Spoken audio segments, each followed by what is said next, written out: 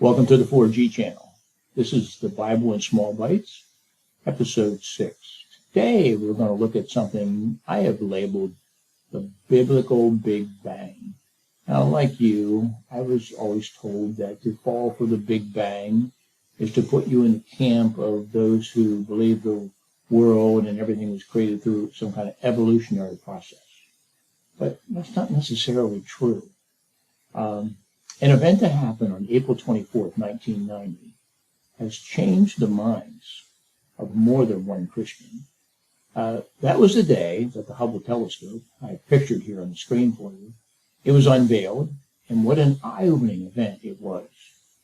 From its images that it's been sending back, we've learned a lot about the universe that we never knew before. One example is that we've learned that the universe has been and is expanding. This science is over my head, but enough scientists who are Christians have signed on to the expanding universe that I'm certainly convinced. Plus, there's scripture to support it. In Isaiah 42:5, we read this: "Thus says God, the Lord, who created the heavens and stretched them out." And then we have Isaiah 45:12. "I made the earth and created man on it. It was my hands that stretched out the heavens." Jeremiah 51:15. "It is he who made the earth by his power, who established the world by his wisdom, and by his understanding stretched out the heavens."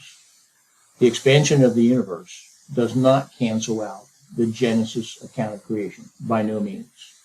You see, matter is not eternal. It had to be created, and anything that was created demands a creator. So the universe was created by God and also happened through a Big Bang? Is that really? Yep, that's how it appears. In the beginning, God created the heavens and the earth. That's what we read in Genesis chapter 1. The Hebrews did not have a word for universe. Well, that's probably what Moses would have written. In the beginning, God created the universe. I see it this way.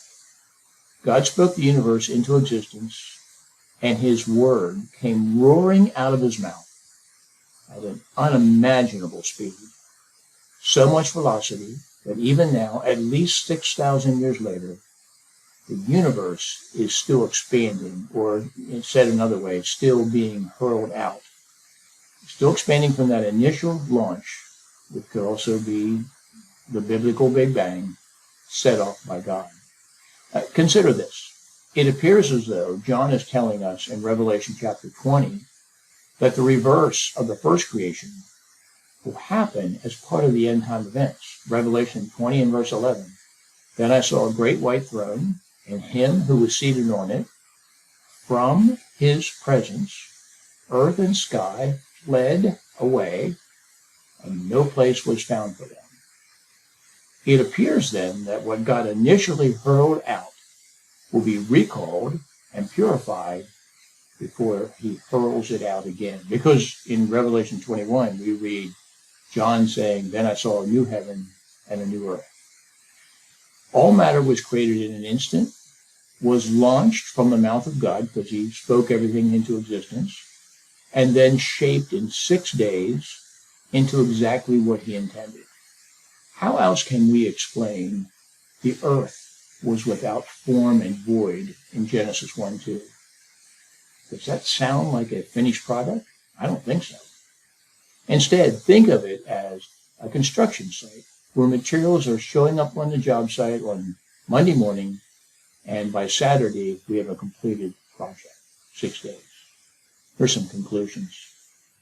The big takeaway for me is that I'm amazed at how science always seems to catch up to the Bible. If we would just take God at his word, in this case, the universe being spread out, we'd be so much better off. Secondly, as Christians, we need not fret when our biblical views seem out of sync with today's science. Remember, science always catches up with the Bible and not the other way around. And thirdly, something as simple as the global flood of Noah's day tells us something Columbus believed and set out to prove. That the earth is round. The global flood would have been impossible on a flat earth, as the waters would simply run off the sides. Instead, the floodwaters encircled the globe, held to it by gravity. I think we'll pick up here next time and talk about those 6 days of construction after God created all matter. If you like my channel, if you like this content, please like it, share it. If you're willing, please subscribe to the channel. It'll cost you nothing, and it'll help us get the word out. Thank you.